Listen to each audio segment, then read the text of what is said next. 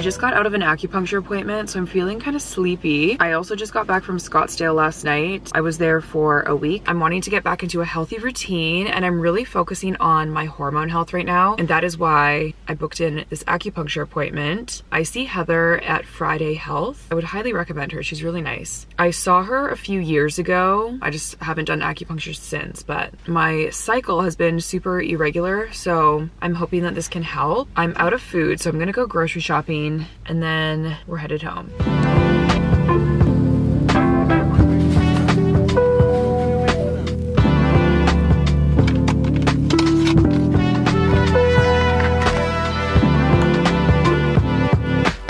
Sit down and have a little chit chat, talk about all things hormone and health related, because that is what this video is about. If you're new to my channel, I do have a PCOS playlist that includes all of my videos related to hormones and PCOS, so you can check those out because I don't want to like dive too deep into like the backstory and everything, but I wanted to give you a bit of an update on where I'm at currently, because this has been a lifelong journey for me and I've been feeling a bit frustrated with it lately, if I'm being honest. My frustration has led to motivation, so I'm kicking things up a notch and I'm focusing more on getting things in check. So we'll see if we see any results, and that is why I'm filming this video. My skin is still breaking out. I'll put a little clip in here. I finished AviClear about 9 months ago and I was really hoping that was going to clear my skin. I do think it helped a bit, but acne is still a thing. My cycle has been super irregular, and that is why I got my acupuncture appointment. Acupuncture is one of my favorite tools to use to help kickstart my cycle. From my understanding, how it works is the needles bring energy and heat to certain areas of the body. In my case, or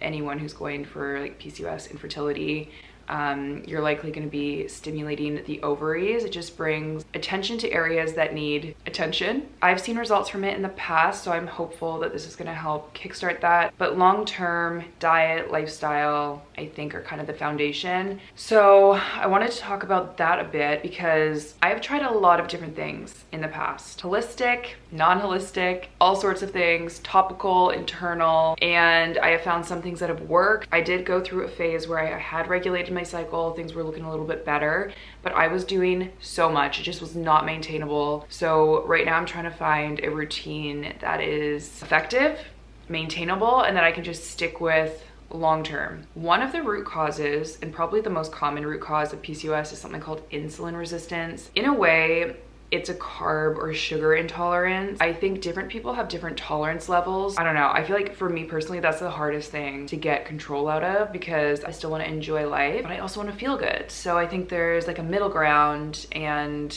everyone is so different as well. So you need to figure out what works for you. I'm just going to put more focus on fruits, vegetables, protein, and then just like low carb. I'm not fully going to cut out carbs. Things like sweet potatoes and fruit, things that are high in fiber, are definitely better carb options. Even like oatmeal, it's still in its whole form high fiber, so those aren't things that I'm gonna fully cut out, and we'll see how that goes. Good morning, guys. I'm just making my AG1, and I have been drinking this for almost a year now.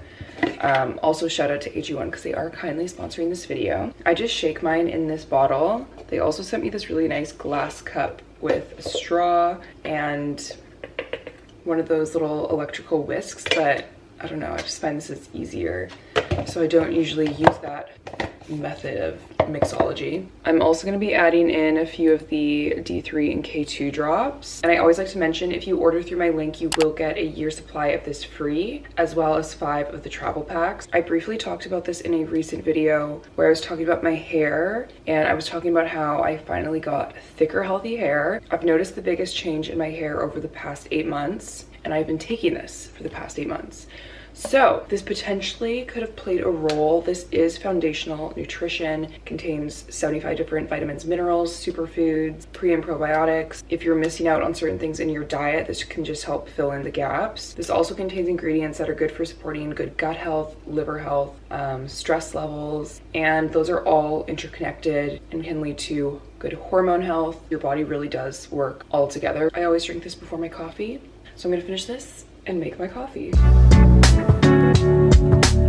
So now I want to talk about the herbs and other things that I've been using, as well as a couple that I might bring back in rotation. I've definitely tried different things throughout the years. This one here is NAC, or NAC as some people call it. This is actually a supplement that my naturopath had recommended to me when I saw her years ago. This is a powerful antioxidant. It can actually be used for a lot of things, but this can really help with liver support, which is super helpful because the liver metabolizes hormones. It also has the potential to improve insulin receptor activity, and I'll actually link a PubMed study down below. In this study, it showed significant improvement in pregnancy and ovulation. Some people say this is a natural alternative to metformin. In that specific study, it wasn't shown to be as effective as metformin, but I have seen other studies showing that the results were actually very comparable. So that is potentially a natural alternative to metformin. And also, just to back up, obviously I'm not a doctor. This is not medical advice. I think most of you already know that, but just for legal reasons, I'm definitely not prescribing any of these for you. This is just based off of my own research and things that I'm trying or things that have worked for me. Definitely a lot of potential benefits to NAC. This one here is Cycle Smart. I'm pretty sure this used to be called Estro Smart Plus.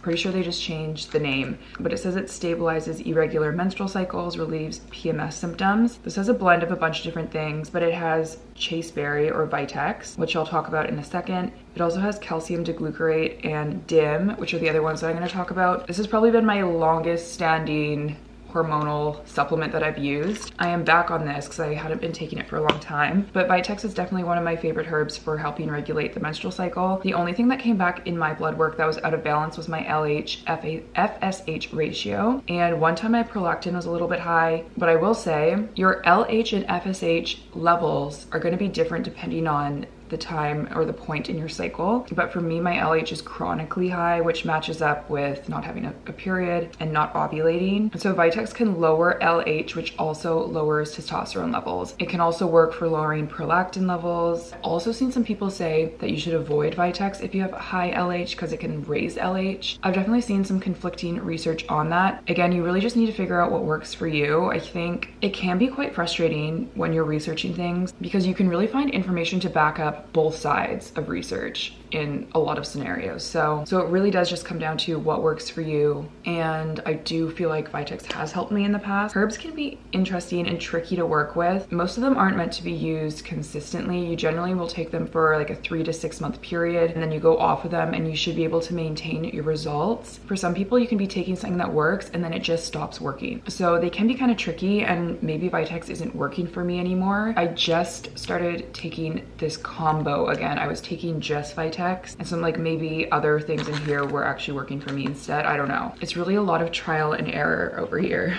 This next one, I think I only have enough for today and then I'm gonna be done, but this is saw palmetto. But this can be used for acne, hirsutism, hair loss. It's a natural androgen reducer, and this has also been said to be a natural alternative I'm really struggling to speak this morning. This has also been said to be a natural alternative to spironolactone. I mainly went on this to see if I noticed a difference in my hair. With all of these things, you have to be on them for quite a while before you can really tell if they're making a difference or not. This one, it's hard to say, but there is a lot of information on this.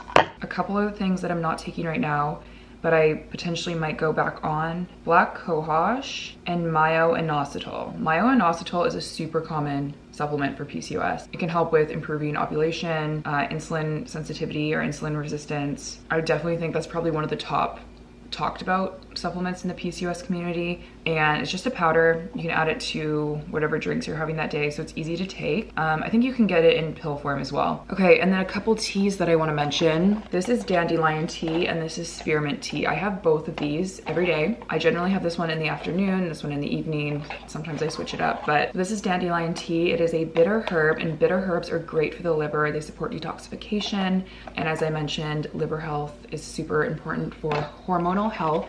If you've been doing any research on PCOS, you've probably heard about spearmint tea. A lot of people will drink this 2 times a day. It can lower testosterone and help with symptoms associated with that, so hormonal acne, hirsutism, things of that nature. Those are the herbs and things that I'm taking. And then a couple other things that I wanted to touch on are sleep and stress levels. I currently am living a very low stress life, so this isn't really something that I'm focusing on. Finding ways to manage stress and reduce stress in your life is definitely one of like the key lifestyle factors. And then sleep as well. Quality sleep helps with stress levels. It's also when your body heals and regenerates. I have a very consistent sleep routine. I go to bed and wake up at the same time. My quality of sleep's good. I used to track my sleep with a Whoop band. I recently canceled my subscription because I think I'm gonna switch over to the Aura ring. Any of you guys use that, let me know. One of the main reasons I want to switch, well, one, the aesthetic is just better. I didn't like wearing the band.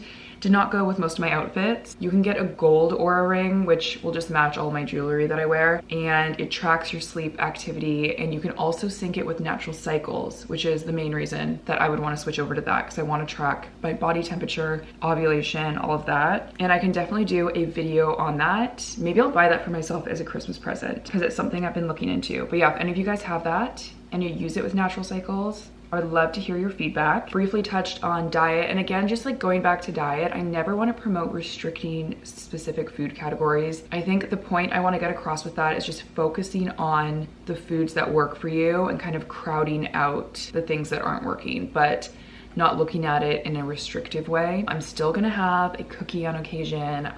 Cookies are my kryptonite, but it's just making sure that those are not the priority in my diet. And then also the way you're eating is also important. I'm pretty bad at having coffee first thing in the morning before food. I just don't really have an appetite in the morning. And so that is something that I wanna improve, is eating before caffeine. I do have my AG1 prior to eating, so I think that helps a little bit. I also add collagen to my coffee. Sometimes I also add MCT oil or ghee just for some healthy fats, and that can help slow the release of the caffeine in your body. I used to always do bulletproof coffee, which I might go back to. I used to make overnight oats, and just having something prepped is definitely helpful. Also, having apple cider vinegar before a carb heavy meal can help with blood sugar regulation and can just improve digestion. So that's another little tip. So again, it's just trial and error and finding a routine that is maintainable and effective, which can take a lot of time. That's kind of everything that I'm doing right now, and hopefully we'll see improvements. I might go back in for another acupuncture appointment, and I would be interested in getting updated lab work as well, just to see what's kind of going on. That's kind of everything I wanted to talk about today. If you guys have any questions or there's different things that you want me to cover, definitely leave a comment down below. I also just launched my podcast today. I would love to dive into health and wellness on that podcast. I want to bring on guests to chat about things as well. I would love to bring on naturopaths or just women in the hormonal space. So I'll have a link to where you can subscribe to the podcast if you're interested. Hopefully you can take something from this video. I'll definitely keep you guys updated on my journey, but I think that's kind of everything that I have to say for today. Be sure to give this video a thumbs up if you found it helpful at all, or you want me to continue chatting about this topic. That really helps me know what you guys like. Yeah. Hope you guys have a great day, and I'll see you in the next video. Bye.